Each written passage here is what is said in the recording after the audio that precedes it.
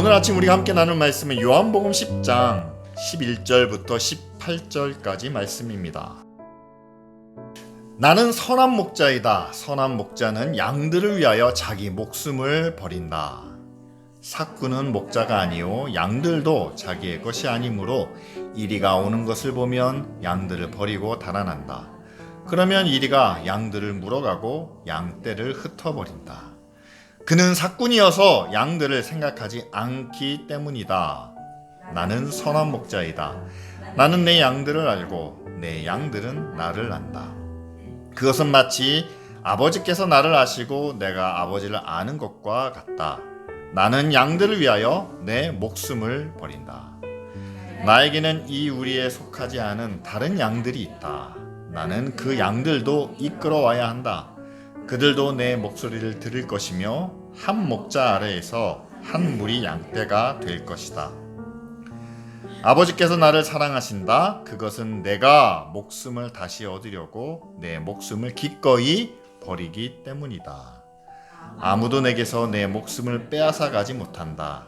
나는 스스로 원해서 내 목숨을 버린다. 나는 목숨을 버릴 권세도 있고 다시 얻을 권세도 있다. 이것은 내가 아버지께로부터 받은 명령이다. 아멘. 그 명령은 바로 예수님께서 우리 모든 생명 또한 모든 영혼을 위한 선한 목자가 되라 라는 명령이시겠죠. 예수님은 스스로 나는 선한 목자다 라고 이렇게 말씀을 시작합니다. 우리가 선한 목자라고 한다면 시편 23편이 떠오르지 않습니까? 다윗의 고백이죠. 여호와가 나의 선한 목자가 되시니 내게는 부족함이 없습니다. 푸른 풀밭 쉴만한 물가로 인도하시고 내 영혼을 새롭게 새로운 힘으로 새로운 기쁨으로 채우시고 또한 의의 길로 인도하십니다. 여러분 얼마나 좋습니까? 우리를 채워주시고 필요를 공급해 주시는 그런 모습이죠. 그런데 이렇게 좋은 면만 있는 것이 아닙니다. 내가 사망의 음침한 골짜기로 다닐 때가 있습니다. 해를 받을 만한 환경에 처할 때도 있습니다. 그러나 그때도 주님이 나와 함께 하시고 주님의 지팡이와 막대기로 나를 보호하시며 나를 바른 길로 인도하시니 나는 두렵지 않습니다. 라고 다윗이 고백을 하죠. 그런데 여러분, 이렇게 고백하는 다윗이 어떤 삶을 살았습니까? 다윗이 위대한 왕이고 강하고 힘있고 능력 있는 그런 모습만 부각됐기 때문에 우리는 다윗을 저 사람은 좋은 집안에서 태어난 금수저가 아니었겠느냐. 그는 평탄한 삶을 살지 않았겠느냐. 우리는 그렇게 생각을 합니다. 하지만 다윗처럼 불쌍한 소년기, 불쌍한 청년기를 보냈던 사람이 없어요. 그는 막내 아들로 자랐습니다. 여러분 집안에서 막내는요. 좀 약간 인정받지 못하는 비교를 당할 수밖에 없는 그런 부분들이 많습니다. 다윗이 그랬어요. 아버지한테도 형들한테도 인정을 못 받았습니다. 그런데 어떤 상황이 오고 기회가 오자 그가 믿음으로 나가서 골리앗을 무찌르게 되죠. 골리앗만 무찌렀을 뿐만 아니라 나가는 전쟁마다 그가 승승장구하게 됩니다. 어떻게 보면 굉장히 순탄한 어떤 성장 가도를 달리고 있지 않았을까 우리는 생각하는데요. 아니요.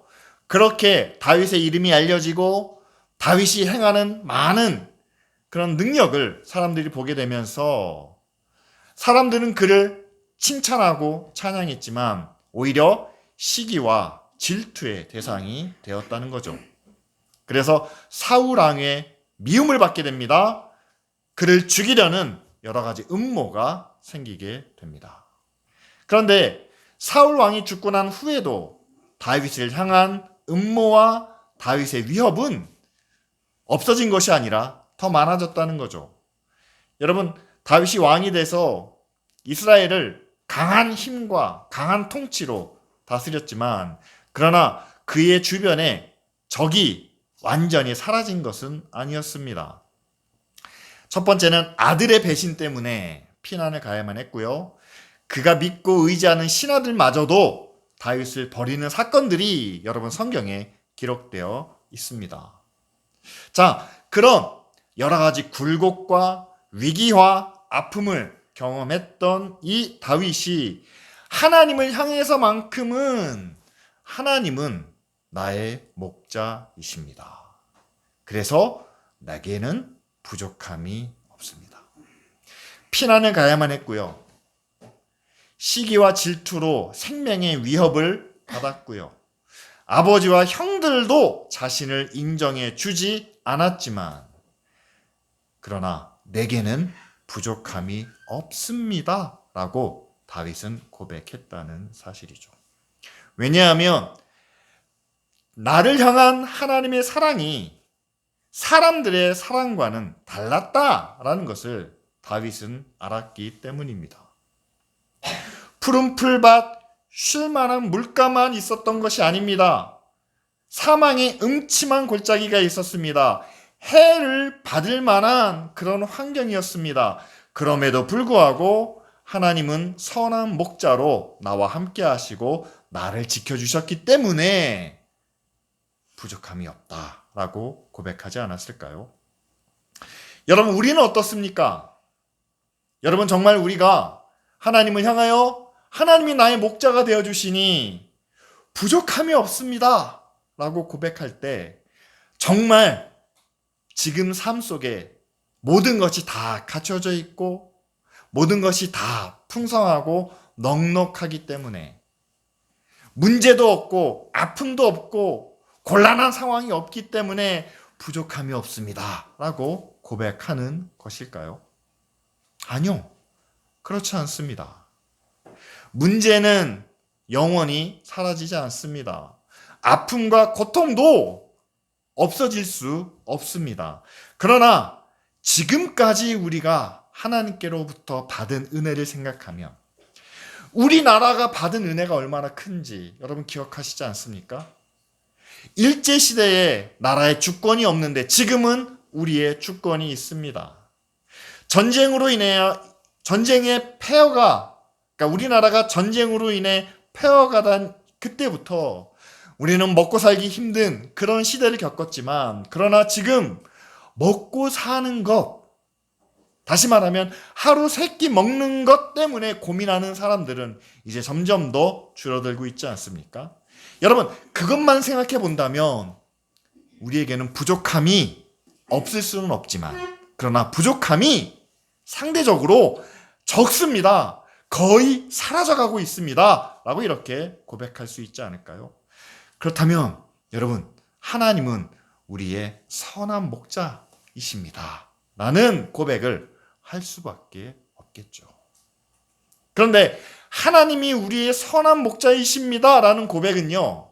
우리의 모습만 우리의 상황만 바라보는 것이 아니라 선한 목자의 반대가 되는 삭군과 비교해 보면 하나님이 정말 선한 목자이시구나 라는 것을 우리는 알 수가 있습니다. 오늘 말씀해 보면 선한 목자이신 하나님과 그 다음에 목자가 아닌 삭군이 비교돼서 나옵니다. 삭군은 한마디로 목자인 것처럼 보이지만 목자가 아닌 사람들을 이야기하죠. 예수님께서 나는 선한 목자다. 나는 내 양을 위해서 나를 버린다. 라고 말씀해 주셨습니다. 그렇다면 예수님과는 다른 삭군의 모습은 어떤 걸까요? 그들도 목자처럼 보이기는 합니다. 양 떼는 누구를 의미합니까? 백성들을 의미하죠. 백성들에게 필요한 하나님의 말씀을 하나님 앞에 나와 제사 드리는 그 모든 과정을 그들이 하나님의 백성으로 어떻게 살아가야 되는가, 무엇을 해야 하고 하지 말아야 되는 건가를 가르치고 지키게 하는 그 역할을 감당하죠. 제사장들이 그랬습니다. 서기관들이 그랬습니다. 바리새인들이 그 일을 맡아서 했습니다.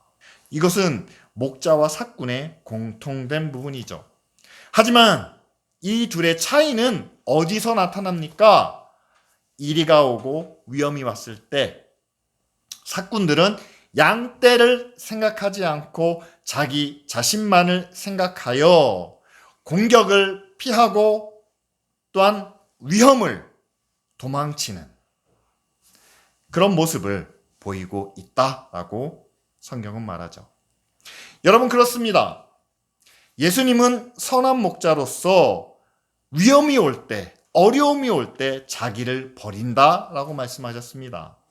자기를 버린다는 것은 자기를 먼저 생각하지 않고 양떼를 먼저 생각한다라는 사실이죠. 그럼 이 양떼는 누구를 의미할까요? 지금의 교회로 말하면 교회의 교인들을 의미합니다. 성도들을 말합니다. 그런데 여기서 재미있는 것은요, 예수님이 뭐라고 말씀하셨습니까? 우리 안에 있는 양떼도 있지만 우리 밖에 있는 양떼도 있다는 거예요.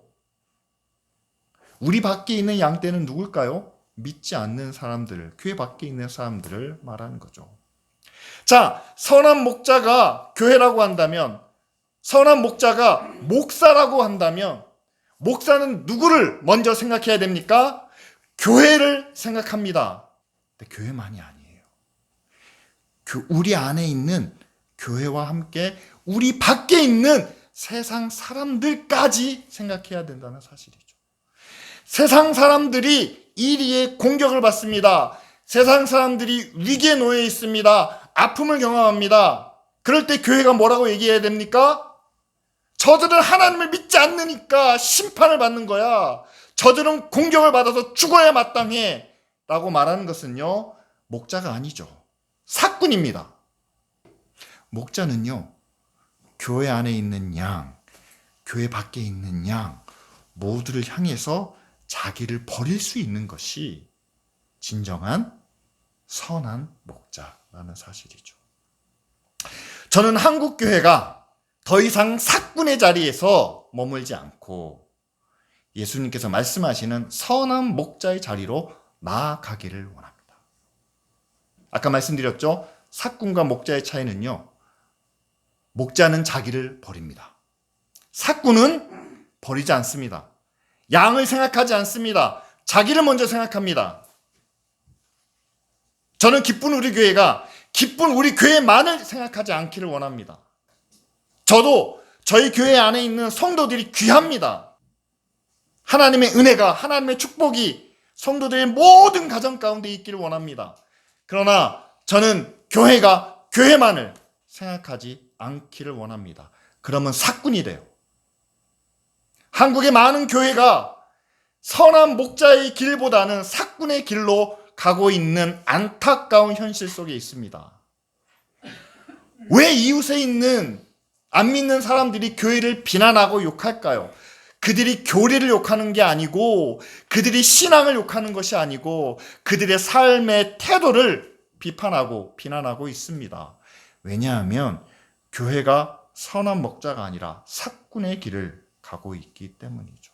자기 생각만 한다는 사실이에요. 여러분, 우리 교회만 생각하지 않기를 원합니다. 선한 목자가 여러분 예수님 한 분뿐일까요? 예수님 한 분이면 선한 목자가 정말 충분할까요? 예수님이 한 분이 선한 목자가 되시면 전 세계 모든 영혼들이 다 그분만 바라보면서 구원을 얻을 수 있을까요? 선한 목자는요, 예수 그리스도가 분명하십니다. 그런데 그 선한 목자의 모습이 지금 우리 시대에는요, 교회를 통해서, 그 교회를 섬기는 목회자들을 통해서, 나아가 그 교회 안에 있는 모든 성도들을 통해서 나타나고 드러나야 한다는 사실이죠.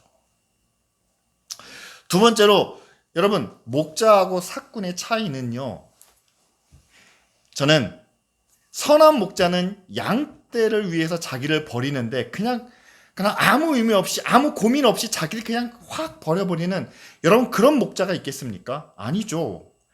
양떼를 위해서 자기를 버려야 된다고 하면 얼마나 많은 고민이 있겠습니까? 자기를 버려야 되는 결단을 위해서 얼마나 많은 생각을 하겠습니까? 예수님도요, 여러분, 예수님이 아침과 저녁에 기도를 하셨다는 성경 말씀이 분명히 나타나 있습니다. 그리고 십자가를 앞에 두시고는 겟세마네 동산에서 3번이나 기도하셨습니다. 고민하며 기도하셨을 겁니다. 그렇게 여러분, 선한 목자의 어떤 말과 행동, 선택은 그냥 너무 쉽게 당연하게 일어나는 것이 아니라는 사실이죠. 기쁜 우리 교회가 우리 자신을 버리고 이웃을, 탄자니아를, 다문화 가정을 우리가 섬기기를 원합니다 라고 했을 때 우리도 얼마나 많이 고민하고 얼마나 많이 생각하고 또한 함께 의논하면서 결정합니까? 그런 고민이 우리에게는 있어야 된다는 사실이죠. 그러나 반대로 사꾸는 너무 간단합니다. 너무 쉬워요. 여러분, 요즘 사꾼들이 어떻게 이야기하는 줄 아십니까? 먼저 우리가 하나님을 진심으로 섬기며 간절한 마음으로 기도해야 된다라고 합니다. 여러분, 그 말이 틀린 건 아니에요. 간절한 마음으로 우리가 금식도 하고 우리가 철야도 하고 그러면서 진심으로 하나님 앞에 간절히 기도하면 하나님은 다 들어주신다 라고 이야기합니다. 그렇게 하나님이 다 들어주시고 나면 하나님 앞에 감사의 제물을 드려야 된다 라고 이야기합니다. 이게 하나의 공식이에요. 근데 이 공식이 너무 익숙하지 않습니까? 여러분, 절에 가면 똑같은 얘기를 해요. 108배를 하세요. 3000배를 하세요. 그럼 부처님이 한번 쳐다봐 주실 겁니다. 부처님이 쳐다봐 주시면 여러분들의 문제가 다 해결이 됩니다. 해결되면 절에 공양을 하세요. 똑같은 방식이죠. 무당을 찾아가도 구슬하라고 얘기하잖아요. 지성을 드리라고 얘기하잖아요. 그러면 이루어진다고 말하지 않습니까? 이루어지고 나면 또 신을 잘 섬기면 더 좋은 일이 생길 거다. 그런데 여러분, 성경에 하나님께 응답받는 공식, 하나님이 능력을 나타내 주시는 비결, 이런 것들이 어떻게 단순하게 나타나 있습니까? 저는 없다라고 말씀을 드립니다. 제가 계산 통계를 전공했잖아요. 제가 공식을 참 좋아하거든요. 그런데 제가 지금까지 목회하고 지금까지 신앙생활을 하면서 여러분, 하나님께서 우리의 기도를, 우리의 간구를, 또한 하나님의 나라와 하나님의 영광을 구하는 이 모든 일들을 공식화해서 보여주시지는 않았다. 이것이 지금까지 제가 목회하며 신앙생활을 해온 결과입니다. 왜냐하면 여러분, 하나님은 우리를 인격적으로 대하시기 때문에 그렇습니다. 자, 여러분, 자녀들을 다 키우고 계시지 않습니까? 태어나면서부터 유아기까지 아이가 학교 가는 그런 초등학교 시절, 중학교 시절, 고등학교 시절 이렇게 해야 아이들이 바르게 자란다라고 많은 교육학자들이 조언을 합니다. 여러분, 그것은 하나의 조언에 불과해요. 그게 하나의 공식인가요? 공식대로 이루어지지 않는다는 거 여러분 잘 아시잖아요. 비결이라는 것을 다 해봤지만 그것이 딱 맞아떨어지는 경우보다는 안 맞는 경우가 더 많지 않습니까? 육신의 자녀도 여러분, 그들의 삶과 그들의 환경과 이런 모든 것 가운데서 잘 자라고 건강하게 성장하게 만들기 위해서 부모님들이 얼마나 많이 노력과 수고를 다하시는데, 여러분, 하나님께서 우리를 구원하시는데, 그리고 우리가 하나님과의 관계를 맺는 데 있어서 하나, 둘, 세 개, 요 세 가지만 지키면 이루어집니다. 아니면 7가지를 지키면 여러분 영적으로 성공할 수 있습니다. 믿음 안에서 하나님의 자녀가 될 수 있습니다. 이런 비결을 믿으십니까? 아니요. 여러분, 믿지 마세요. 여러분, 하나님 앞에 무슨 공식이 있을까요? 하나님 앞에 무슨 비결이 있겠습니까? 여러분, 부모님을 기쁘시게 하는데, 부모님께 효도하는데, 여러분 1, 2, 3, 1, 2, 3, 4, 5, 6, 7, 7가지 비결로 여러분들이 효도하세요? 자녀들을 그렇게 가르치십니까? 아니잖아요. 근데 왜 하나님 앞에 그 3가지 비결만 지키려고 그러고 7가지 방법으로 뭔가를 이루려고 하십니까? 아니죠. 하나님은 신이시고 우리의 선한 목자시고 우리의 아버지신데, 여러분, 그 하나님 앞에 우리가 어떻게 나갈 수 있을까? 우리가 스스로 생각하며 고민해야 하지 않겠습니까? 예수님께서 아침 저녁에 기도하시는 내용이 어떤 내용일까? 성경은 말하지 않습니다. 그러나 마지막 십자가 앞에서만큼은 예수님께서 솔직하게 자신의 기도 제목을 밝혀주십니다. 아버지, 할 수만 있거든.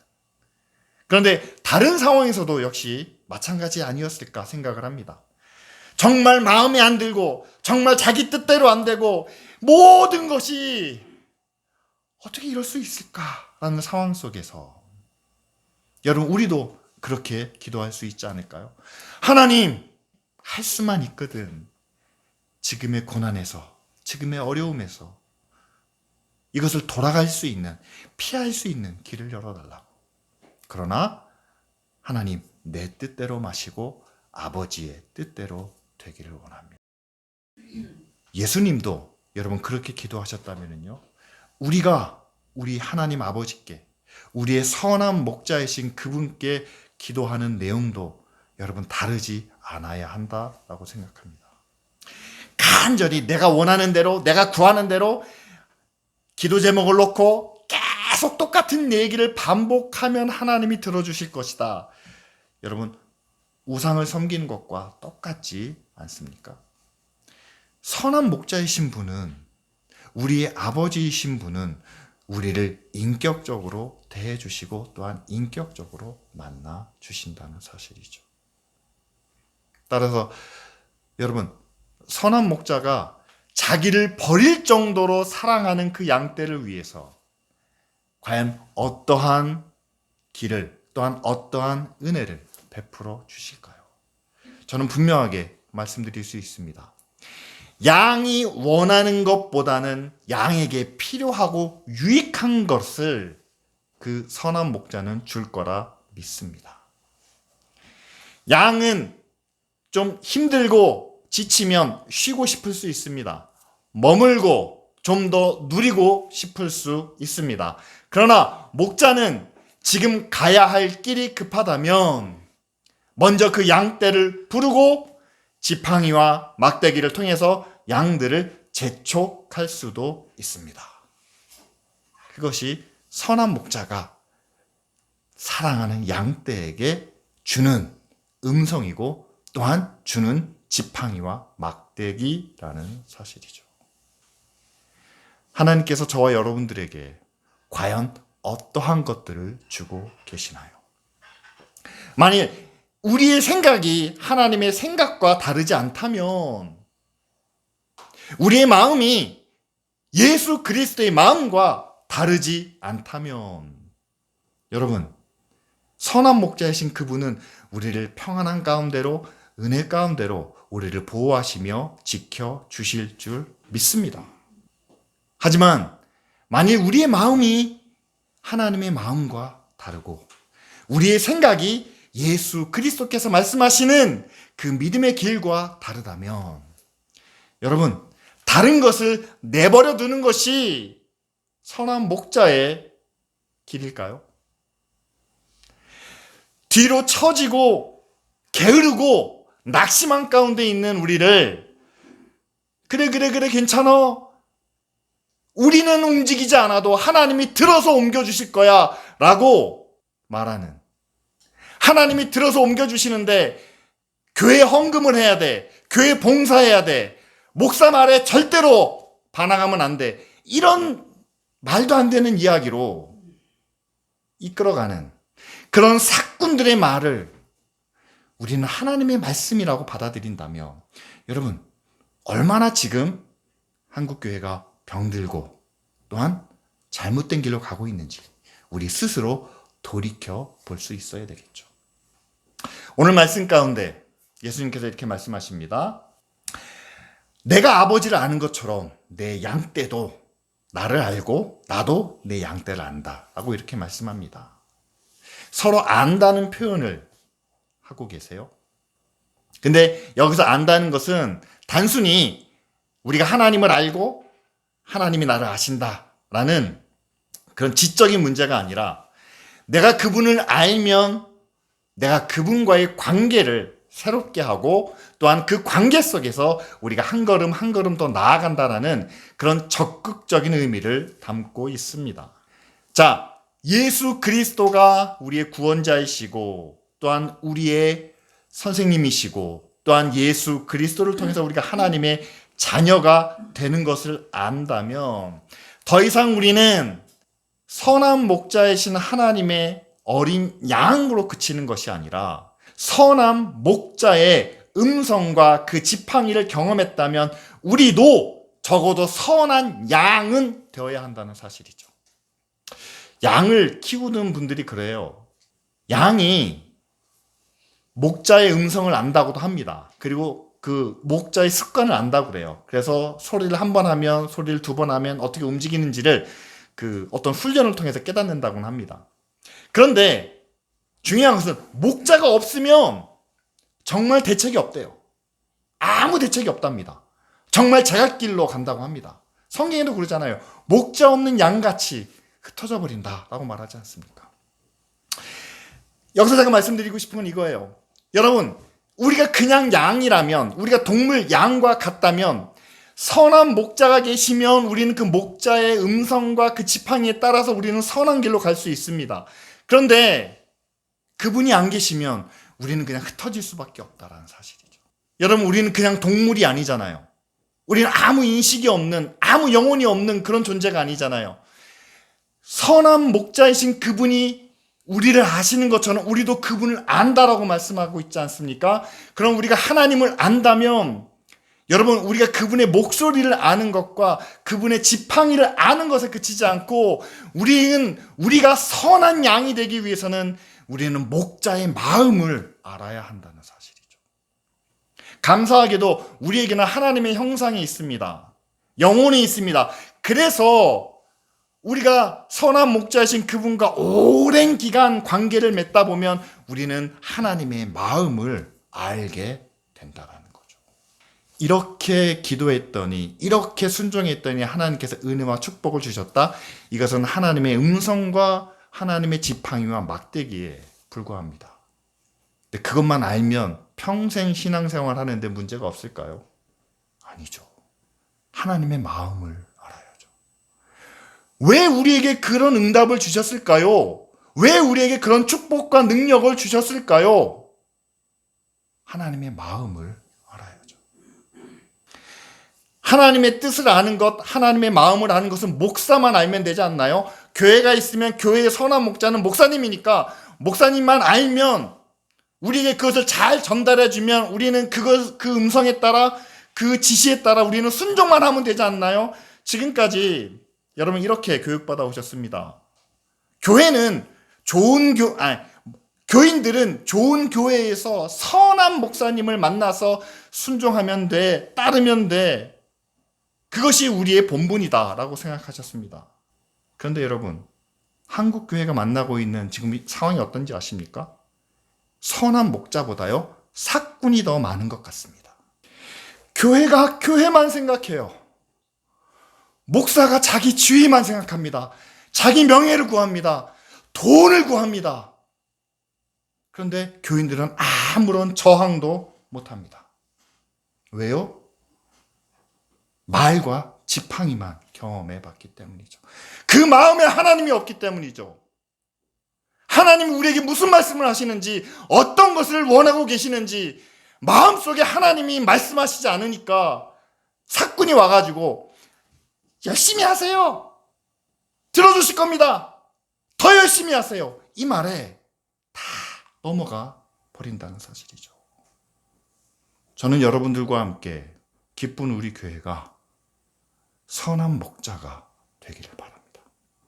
예수님처럼 교회가 스스로 우리를 버릴 수 있기를 바랍니다. 근데 우리를 버리면 어떻게 된다고 말씀하시나요? 17절 말씀에 내가 목숨을 다시 얻으려고 내 목숨을 기꺼이 버린다. 그런데 그것을 누가 원하신다고요? 아버지께서 그런 나를 사랑하신다. 그리고 그것을 내게 다시 허락해 주신다. 기쁜 우리 교회가 선한 목자가 돼서 교회 안에 있는 양뿐만 아니라 교회 밖에 있는 양들을 위하여 우리 자신을 버리면 그로 인해서 다시 생명을 얻을 줄 믿습니다. 그리고 하나님이 그것을 기뻐하실 줄 믿습니다. 여러분, 우리는 이런 고민을 해야 되는 거예요. 어떻게 더 간절히 기도해서 어떻게 응답을 받고 어떻게 더 큰 것을 하나님께 드릴까? 그것은 절에서도 합니다. 무당들도 합니다. 그러나 우리는 하나님과의 관계에 있어서 하나님은 우리의 아버지가 되시고 인격적으로 만나 주시기 때문에 우리가 우리 자신을 버릴 때 여러분 고민하지 않을 수 없죠. 함께 의논하지 않을 수 없습니다. 믿음의 결단이 반드시 필요합니다.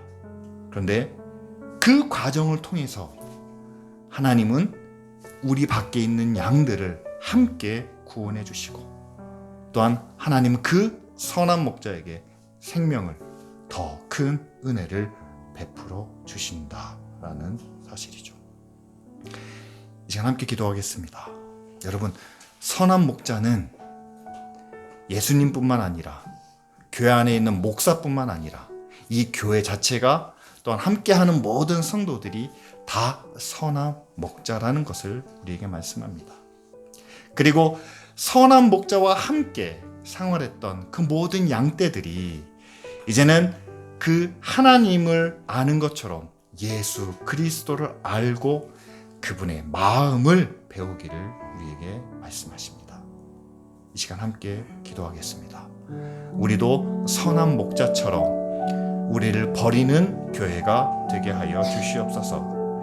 그래서 기쁜 우리 교회가 정말 우리 밖에 있는 그 많은 양들을 하나님께로 인도하여 함께 예배하는 복된 교회가 되게 하옵소서. 다 같이 함께 기도드리겠습니다.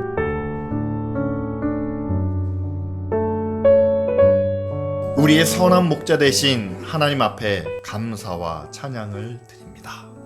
하나님께서 우리를 지켜주시며 우리를 선한 길로 믿음의 길로 인도하여 주셨사오니 이제는 그 선한 목자 되신 주님 안에서 우리도 선한 양으로 우리를 새롭게 하며 변화시킬 수 있는 믿음의 자녀들 되게 하여 주시옵소서. 하나님의 말씀과 하나님의 은혜와 능력뿐 아니라 이제는 예수 그리스도의 마음을 우리도 깨닫고 배워 이제는 그 마음으로 세상 속에서 작은 선한 목자로 주변에 있는 많은 사람들을 하나님께로 인도할 수 있는 은혜와 능력을 더하여 주시옵소서. 기도합니다. 하나님, 한국교회가 더 이상 삭군의 자리에 머물지 않게 하시고 주님이 양떼를 위하여 자신을 버리신 것처럼 이제는 교회도 교회 밖에 있는 영혼들을 위하여 자신을 버릴 수 있는 믿음의 결단이 있게 하여 주시옵소서. 기도합니다. 더 이상 하나님, 우리는 교회 안에서 수동적으로 따라다니는 순종만 하는 그런 모습이 아니라 우리 스스로 하나님의 마음을 알고 하나님의 뜻을 깨달아 아버지 하나님 적극적으로 믿음 안에서 선한 일을 행하며 믿음의 능력을 나타낼 수 있는 주님의 자녀들 되게 하옵소서. 감사드리며 예수 그리스도의 이름으로 기도합니다. 아멘.